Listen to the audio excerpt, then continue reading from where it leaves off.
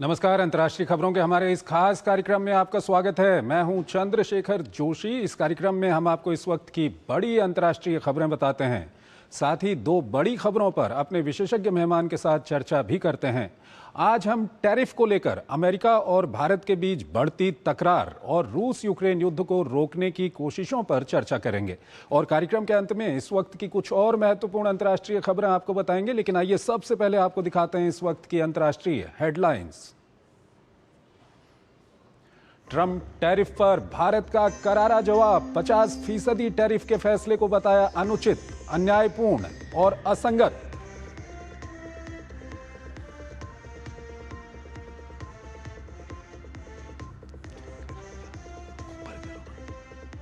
Ukraine में शांति को लेकर ट्रंप और पुतिन के बीच अगले हफ्ते हो सकती है शिखर बैठक। पुतिन ने कहा यूएई में हो सकती है बैठक। ज़ेलेंस्की से मुलाकात का प्रस्ताव किया खारिज। कंबोडिया और थाईलैंड के बीच स्थायी युद्ध विराम। दोनों देश संवाद बनाए रखने पर सहमत। आसियान को संघर्ष विराम की निगरानी की अनुमति।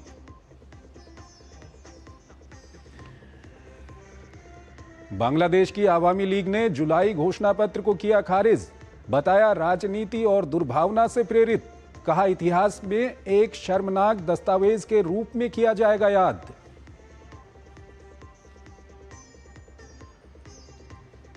आर्मीनिया और अजरबैजान वर्षों पुराने तनाव को खत्म करने पर हुए सहमत। व्हाइट हाउस में शुक्रवार को राष्ट्रपति ट्रंप की मध्यस्थता में शांति समझौते पर होंगे हस्ताक्षर।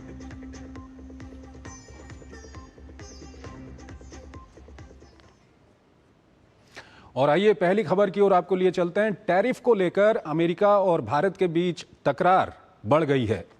एक तरफ अमेरिकी राष्ट्रपति ट्रंप ने भारत से आयातित सामान पर टैक्स 25 से बढ़ाकर 50% कर दिया है, तो वहीं भारत ने ट्रंप के इस फैसले को पूरी तरह अनुचित, अन्यायपूर्ण और असंगत करार दिया। वहीं भारत के प्रधानमंत्री नरेंद्र मोदी ने भी बिना नाम लिए अमेरिका को कड़ा संदेश दिया है। आइए आपको एक रिपोर्ट दिखाते हैं और उसके बाद अपने विशेषज्ञ मेहमान के साथ इस तकरार के कारण को समझने की कोशिश करेंगे। 31 जुलाई को ट्रंप के साथ समझौते की मियाद खत्म होने के साथ ही करीब 100 से ज्यादा देशों पर अमेरिकी टैरिफ 7 अगस्त से लागू हो गया। जिन देशों ने अमेरिका के साथ समझौता कर लिया उन पर 10 से 20% टैरिफ लगा और जिन देशों ने ट्रंप के आगे झुकने से मना किया उन पर 25 से 50% का टैरिफ थोप दिया गया। बदले की कार्रवाई की भावना से भारत पर थोपे गए 25% अतिरिक्त टैरिफ पर विदेश मंत्रालय ने कड़ी प्रतिक्रिया दी है। विदेश मंत्रालय ने अमेरिकी फैसले को पूरी तरह अनुचित, अन्यायपूर्ण और असंगत करार दिया। अमेरिकी आदेश को दुर्भाग्यपूर्ण बताते हुए मंत्रालय ने कहा कि दुनिया के कई अन्य देश भी अपने हित में ऐसे ही कदम उठा रहे हैं, लेकिन टारगेट सिर्फ भारत को किया जा रहा है। इस बीच प्रधानमंत्री नरेंद्र मोदी के एक अंतर्राष्ट्रीय सम्मेलन में दिए बयान को वैश्विक मंच पर अमेरिका को एक मजबूत और परोक्ष संदेश के रूप में देखा जा रहा है। भारत अपने किसानों के, पशुपालकों के और मछुआरे भाई बहनों के हितों के साथ कभी भी समझौता नहीं करेगा। और मैं जानता हूं व्यक्तिगत रूप से मुझे बहुत बड़ी कीमत चुकानी पड़ेगी, लेकिन मैं इसके लिए तैयार हूं। बहरहाल ट्रंप का नया टैरिफ दुनिया भर के देशों के लिए एक बड़ी चुनौती पेश कर रहा है। रूस से तेल खरीदने को लेकर ट्रंप की नाराजगी के बाद अब भारत को कुल 50% का टैरिफ चुकाना होगा। हालांकि 25% का अतिरिक्त टैरिफ 27 अगस्त से लागू होगा। इसी तरह ब्राजील पर भी 50% का टैरिफ है, जबकि कनाडा पर 35% का शुल्क लगाया गया है। अतिरिक्त टैरिफ पर भारत के जवाब के बाद अब ब्राजील ने भी मोर्चा खोल दिया है। ट्रंप के फोन कॉल के प्रस्ताव को ठुकराते हुए राष्ट्रपति लूला ने कहा कि ब्राजील अपने हितों की रक्षा के लिए विश्व व्यापार संगठन सहित हर मंच का इस्तेमाल करेगा। राष्ट्रपति लूला ने इस मामले पर जल्द ही पीएम मोदी से बात करने की बात कही। बहरहाल फ्रांस, जर्मनी जैसे ईयू के देश अमेरिकी समझौते को एक तरफा बताते हुए विरोध जता रहे हैं। जानकारों के मुताबिक अमेरिका ने जिन देशों पर कम टैरिफ लगाया उनके साथ ट्रंप प्रशासन ने अपने फायदे के लिए सौदे का दबाव बनाया। मसलन ईयू को अमेरिका में ऊर्जा क्षेत्र में भारी निवेश के लिए मनाया गया, तो जापान को भी बोइंग खरीदने के लिए मजबूर किया गया। इसी तरह से साउथ कोरिया ने भी अमेरिका से 100 अरब डॉलर की एनर्जी खरीदने और 350 अरब डॉलर का निवेश पर सहमति जताई। बहरहाल ट्रम्प का टैरिफ लागू होने से जिस प्रकार एशियाई बाजार के धराशायी होने की उम्मीद थी, ऐसा नहीं हुआ। हालांकि भविष्य में टैरिफ बढ़ने से भारत के निर्यातकों को थोड़ा नुकसान जरूर होगा, लेकिन अमेरिकी अर्थव्यवस्था को इससे ज्यादा क्षति उठानी पड़ सकती है। और इस खबर पर बात करने के लिए हमारे साथ जुड़ रहे हैं doctor Anil Kumar, department of commerce, Delhi school of economics. बहुत बहुत स्वागत है डॉक्टर कुमार आपका हमारे इस कार्यक्रम में। डॉक्टर कुमार, भारत के अधिकारियों और अमेरिका के अधिकारियों के बीच में एक ट्रेड डील करने के लिए बातचीत चल रही थी और वो बातचीत आगे भी बढ़ रही है। इसी महीने अमेरिका के अधिकारी भारत आने वाले हैं, लेकिन इस सब के बीच ये सब कुछ हुआ है। अमेरिका ये कैसे मानने लगा है कि भारत अपने डेयरी सेक्टर को, एग्रीकल्चर सेक्टर को या फिशरीज के सेक्टर को अमेरिका के लिए खोल देगा? क्या कहेंगे आप? जी, कभी भी नहीं खोलेगा। और भारत आज इस स्थिति में है, पहले भी था। वो किसी भी देश के, चाहे वो अमेरिका या कोई भी पावरफुल कंट्री हो, उनके दबाव में आने वाला नहीं है। हमारे माननीय प्रधानमंत्री जी ने भी ये बिल्कुल साफ साफ शब्दों में कह दिया है कि हम किसी के दबाव में नहीं आने वाले हैं। और दूसरा, अंतर्राष्ट्रीय व्यापार कभी भी दबाव की राजनीति में संभव नहीं हो सकता है। तो ये बात क्लियरली मेरे को लगता है कि ट्रम्प एडमिनिस्ट्रेशन को बता देनी चाहिए। और जहां तक कुछ सेक्टर्स हमारे जरूर प्रभावित होंगे, लेकिन जब चुनौतियां होती है तो उसमें से ही अवसर निकलते हैं। और ये बिल्कुल बात तय है, और हमारे प्रधानमंत्री जी ने भी बिल्कुल क्लियर किया है आज कि भारत के फार्मर सेक्टर, फिशरी सेक्टर और डेयरी प्रोडक्ट सेक्टर को किसी हालात में हम इसको ओपन करने वाले नहीं हैं, क्योंकि सीधे सीधे हमारे किसान भाई, हमारे फिशरमैन और हमारे जो डेयरी फार्मर्स हैं वो उससे इफेक्ट होते हैं। डॉक्टर कुमार, साथ ही साथ अमेरिका की ओर से जो दलील दी जा रही है रूस से तेल खरीदने की, अगर हम देखें तो यूरोपियन यूनियन, टर्की की हम बात करें, ये भी रूस से व्यापार करते हैं। खुद अमेरिका कई सामान रूस से खरीदता है। इस सब के बीच भारत को इसकी धमकी देना कहीं ना कहीं अमेरिका का डबल स्टैंडर्ड नहीं दिखता आपको?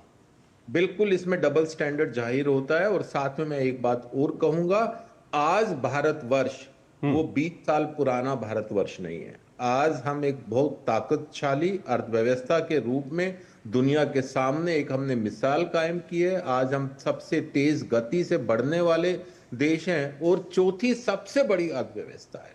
और जब कभी भी आप इसके उदाहरण देख सकते हैं, जब कभी भी कोई देश ताकतवर बनता है अपने बलबूते पर, तो उसमें जो दूसरे ताकतवर देश हैं वो उसको खींचने की, नीचे गिराने की कोशिश करते हैं। मैं उसको उसी रूप में देखता हूं कि भारतवर्ष को नीचे गिराने की हर संभव कोशिश की जा रही है, लेकिन हमारा देश किसी भी दबाव में, किसी भी हालत में झुकने वाला नहीं है। और जहां तक टैरिफ को बढ़ाने की बात है, हमारा एक्सपोर्ट सेक्टर कुछ हद तक कुछ समय के लिए प्रभावित होगा, लेकिन साथ में अमेरिकन जो अर्थव्यवस्था है वो भी आप देखिएगा, इसका इफेक्ट आने वाले दिनों में बहुत ही भयंकर होने वाला है। डॉक्टर कुमार, यहाँ पर सवाल आपसे जानेंगे कि जो अमेरिका की दलील है कि आप रूस से तेल खरीदते हैं या रूस से व्यापार करते हैं, मान लीजिए तुर्की भी रूस से व्यापार करता है, अमेरिका खुद रूस से व्यापार करता है, यूरोपियन यूनियन के साथ तो अमेरिका की डील हो चुकी है, यूरोपियन यूनियन का व्यापार तो रूस के साथ भारत से भी ज्यादा है।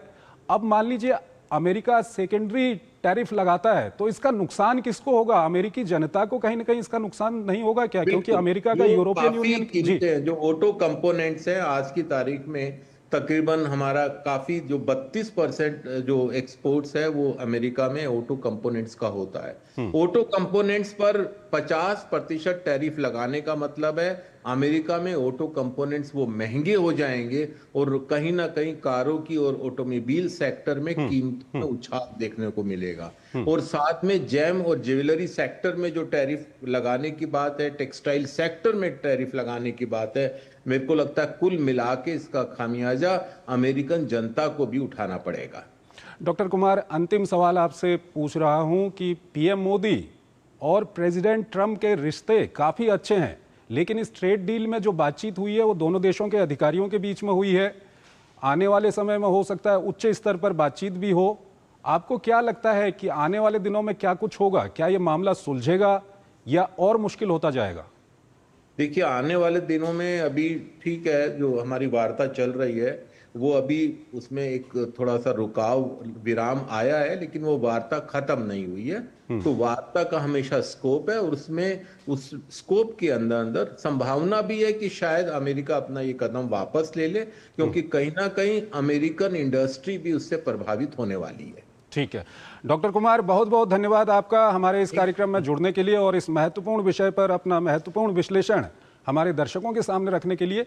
एक और महत्वपूर्ण विषय है, उस पर हम बातचीत करेंगे, लेकिन यहां पर एक छोटा सा ब्रेक लेते हैं। जब जब भूख सताए MDH याद आए, सेहत और न्यूट्रिशन मिले, बॉडी क्या स्ट्रॉन्ग बने, थोड़ा खा के पेट भरे, डाइजेशन को ना दे धोखा, MDH सोयाबीन का चोखा। सोयाबीन बढ़िया नगेट्स, सोया चूरा और सोया चाप। MDH सोयाबीन असली प्रोटीन। MDH। जब 3 साल के अक्षर को अचानक हॉस्पिटल में एडमिट होना पड़ा तो पॉलिसी बाजार की टीम ने तुरंत वहां पहुंचकर उनका लाखों का क्लेम अप्रूव करवाने में पूरी हेल्प की। बीमारी में हेल्थ इंश्योरेंस ही काम आएगा। पॉलिसी बाजार पर 1 करोड़ का हेल्थ इंश्योरेंस सिर्फ 360 रुपए महीने से शुरू। जब धरती चीर कर निकलता है लोहे का पत्थर और मिलता है मोंगिया के जोश से, फिर तपता है, पिघलता है और बनता है फौलाद। अब होता है सरिया सारी खूबियों के साथ। मोंगिया स्टील, मजबूत देश का मजबूत सरिया। डॉक्टर दादू, ये प्रीमियम क्या होता है? बेटा, प्रीमियम मतलब समझ लो पेट्रोल। जब तक कार में पेट्रोल है तब तक कार चलेगी, पेट्रोल खत्म कार स्टॉप। पर पापा, इस बार पेट्रोल खत्म होने पर भी कार चलती रहेगी। वो कैसे? LIC के जीवन लाभ में प्रीमियम पेमेंट हो जाए स्टॉप, पर पॉलिसी के फायदे चलते रहते हैं। मतलब अब लाइफ की गाड़ी चलेगी नॉन स्टॉप। LIC हर पल आपके साथ। स्टॉक मार्केट चैंप्स पैसा डबल करे। और शर्मा जी, ग्रुप ज्वाइन कर लिया? हाँ, पर आप लोग कौन? हम इस स्टॉक मार्केट फ्रॉड ग्रुप के मेंबर्स। और ये मास्टरमाइंड। बस अब आपको फंसाएंगे। और उसके लिए फेक स्क्रीनशॉट मैं बनाऊंगा, और मैं फर्जी बैंक स्टेटमेंट्स। और मैं फेक ऐप डाउनलोड करवाऊंगा जो बिल्कुल रियल लगेगी। शुरू शुरू में पैसा बनेगा और फिर लालची शर्मा और पैसा लगाएगा। उसके बाद शर्मा जी स्कैमर बता के नहीं आता, पर आपके लालच का फायदा उठा के सब ले जाता है। साइबर क्राइम से बचना है तो रुको, सोचो, फिर एक्शन लो।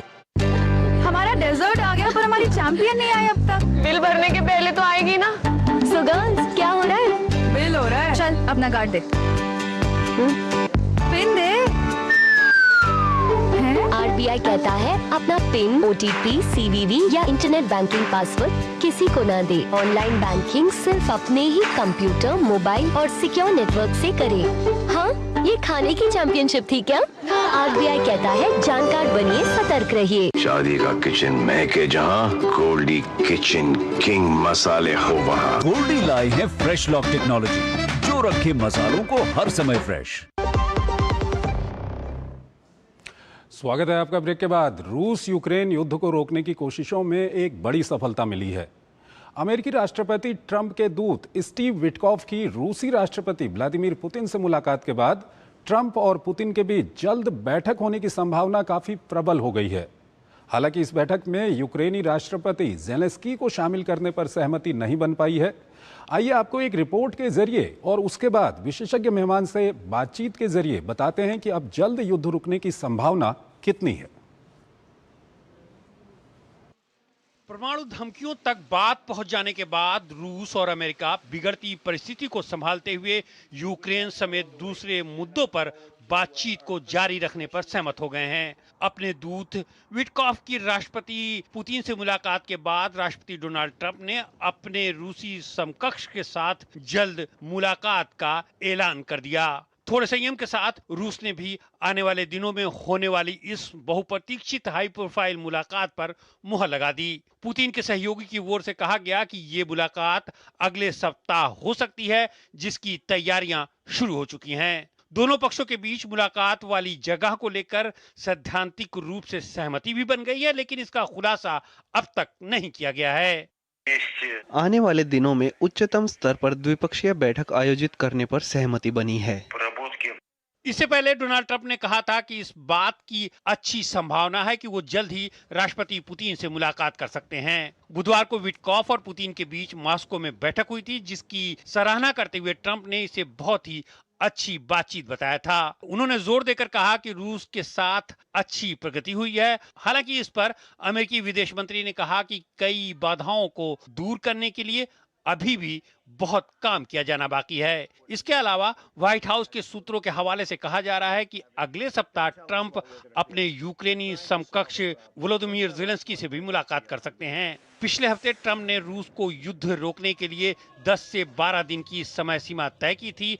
ऐसा न होने पर अमेरिकी प्रतिबंधों के और कड़े प्रकोपों का सामना करने की भी धमकी दी थी। समय सीमा के खत्म होने से 2 दिन पहले विटकॉफ और पुतिन की मुलाकात मामले को पटरी पर लाने की एक और कोशिश है। दरअसल अपने चुनाव प्रचार के दौरान ट्रंप ने 24 घंटे के अंदर युद्ध समाप्त कराने का भरोसा दिया था। इसके लिए अमेरिका की ओर से शुरू हुई कोशिशों के नतीजों में यूक्रेन रूस के बीच 3 दौर की सीधी वार्ता हो चुकी है, लेकिन युद्ध विराम की दिशा में अब तक कोई खास प्रगति नहीं हो सकी है। इस्तांबुल में हुई वार्ताओं में मॉस्को ने अपने नियंत्रण वाले यूक्रेनी क्षेत्रों से कीव को दावेदारी छोड़ने की मांग पर अड़ा हुआ है। मॉस्को बार-बार ज़ेलेंस्की की वैधता पर भी सवाल खड़े कर रहा है। शांति समझौतों की शर्तों पर सहमति बनने तक पुतिन और ज़ेलेंस्की की मुलाकात के लिए तैयार नहीं है। विटकॉफ ने फिर ज़ेलेंस्की के साथ द्विपक्षीय बैठक का प्रस्ताव रखा, लेकिन रूस ने इस पर कोई प्रतिक्रिया नहीं दी। वहीं ज़ेलेंस्की ने मामले को लेकर जर्मनी के चांसलर से बात की है। उन्होंने यूक्रेन शांति प्रक्रिया में यूरोप को भी हिस्सा बनाए जाने की मांग रखी। और इस खबर पर ज्यादा बात करने के लिए हमारे साथ जुड़ रहे हैं मेजर जनरल रिटायर्ड ध्रुव सी कटोच, सामरिक और विदेशी मामलों के जानकार हैं। कटोच साहब, बहुत बहुत स्वागत है आपका हमारे इस कार्यक्रम में। कटोच साहब, जो ये खबर आ रही है, दरअसल जो हमें जानकारी मिल रही है उसके अनुसार प्रेसिडेंट पुतिन की ओर से ये प्रेसिडेंट ट्रंप के सामने ये प्रस्ताव रखा गया है मुलाकात का, और अब खबर आ रही है कि दोनों के बीच में मुलाकात हो सकती है बहुत जल्द। ये किस तरह का संकेत है? धन्यवाद जोशी जी। ये मैं समझता हूँ ये बहुत ही पॉजिटिव संकेत है, क्योंकि अगर ये दोनों लीडर्स मिलते हैं तो ये तभी मिलेंगे जब कोई ना कोई फैसला होने वाला है। यू सी, अमेरिकी प्रेसिडेंट और रूस के प्रेसिडेंट वो कभी नहीं मिलेंगे अगर उनके हाथ में कोई फैसला नहीं है। तो अगर वो मिल रहे हैं इसका मतलब कोई ना कोई फैसला बीच में आ चुका है। लेकिन मैं इसमें सिर्फ एक चेतावनी देना चाहता हूँ कि अगर हम इस प्रकार की बात करते हैं कि समझौता हो जाए तो रूसी शर्तें जो हैं उनको समझना बहुत जरूरी है। और रूस ने साफ कह दिया है कि जो इलाके उनके कंट्रोल में हैं वो उनको वापस नहीं देगा। और अगर इस बात के ऊपर सहमति हो जाती है तो मैं समझता हूं ये पीस ट्रीटी हो सकती है। जोशी जी सर, ये आपने एक अच्छी बात कही। जो रूस लगातार एक बात कहते रहा है, पुतिन की ओर से बात कही गई है कि जो रूट कॉज हैं इस पूरे कॉन्फ्लिक्ट के वो खत्म होने चाहिए। जापोरेजे, खेरसोन, डोनियास्क, लुंगास्क, क्रामिया, ये अब रूस के पास ही रहेगा। लेकिन इस सब के बीच में यह है कि आर्थिक जो सैंक्शन लगाए गए हैं रूस के ऊपर, क्या इसको लेकर भी कोई बातचीत होगी इसमें सीज फायर से पहले? नहीं, मुझे नहीं लगता है कि कोई ये सैंक्शंस की बात होगी, क्योंकि वो बेसिक मुद्दा सैंक्शंस का नहीं है। बेसिक मुद्दा है इस युद्ध को कैसे रोकना। और अगर इस युद्ध को रोकना है तो सिर्फ एक ही चीज करना पड़ेगी इनको। और प्रेसिडेंट पुतिन ने साफ कह दिया पहले ही कि हमको ये 4 इलाके चाहिए, जब लुहांस्क, डोनेट्स्क, ज़पोरिजिया और खेरसोन। और ये 4 इलाके इसलिए जरूरी है क्योंकि इससे क्रीमिया के साथ बिल्कुल लैंड लिंक बन जाता है। तो उनको लैंड लिंक चाहिए और वो किसी हालत में इसको छोड़ेंगे नहीं। ये उनका बेसिक डिमांड है। और दूसरी डिमांड उनकी ये है कि यूक्रेन नेटो को ज्वाइन ना करे। तो दूसरी डिमांड तो मुझे लगता है उसको पूरा करना आसान है, लेकिन यूक्रेन को ये मानना पड़ेगा कि जो उनका इलाका गया है, और वैसे भी वो 40 to 50% रशियन स्पीकिंग एरिया है, तो वो उनको वापस नहीं मिलने वाला है। अगर इस बात के ऊपर सहमति हो जाए तो मैं बोलता हूं 24 घंटे के अंदर शांति इस इलाके में आ जाएगी। क्योंकि यूक्रेन लड़ नहीं सकता है, यूक्रेन को सपोर्ट चाहिए यूरोप नेटो से, और नेटो बेसिकली अमेरिका का ही हिस्सा है, अमेरिका उसको कंट्रोल करता है। तो अगर इस बात की, अगर दोनों प्रेसिडेंट के बीच में सहमति हो गई है तो इन शर्तों पर होगी, और उसके बाद जो भी बातचीत है वो चलती रहेगी।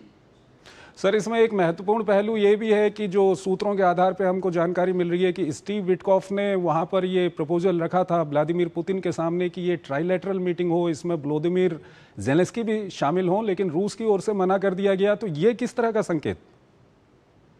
देखिए, मैं समझता हूँ अल्टीमेटली जो फैसला होना है वो यूक्रेन और रूस के बीच में होना है। ये अल्टीमेटली है, तो दोनों वो देश होने चाहिए। अगर यूक्रेन मानने को तैयार है कि जो इलाके हमसे निकल गए हैं वो चले जाएंगे, तो मैं समझता हूँ समझौता हो जाता है। थर्ड पार्टी का इसमें मुझे नहीं लगता है कोई हाथ है, थर्ड पार्टी सिर्फ फैसिलिटेटर हो सकता है। तो अभी आगे देखते हैं किस प्रकार से होता है। इन चीजों में काफी बदलाव आ सकता है आगे वाले दिनों में। हो सकता है थर्ड पार्टी भी आ जाए, लेकिन मुझे उम्मीद नहीं है थर्ड पार्टी की। बहुत बहुत आपका शुक्रिया सर, आप इस महत्वपूर्ण खबर पर हमारे इस कार्यक्रम में जुड़े और अपना महत्वपूर्ण विश्लेषण आपने हमारे दर्शकों के सामने रखा। इसी के साथ अंतर्राष्ट्रीय खबरों के इस कार्यक्रम को हम यहीं पर समाप्त करते हैं, लेकिन जाते जाते आपको छोड़ जाते हैं आज की कुछ और महत्वपूर्ण अंतर्राष्ट्रीय खबरों के साथ। आप इन खबरों को देखिए और हमारी पूरी टीम को इजाज़त दीजिए। नमस्कार।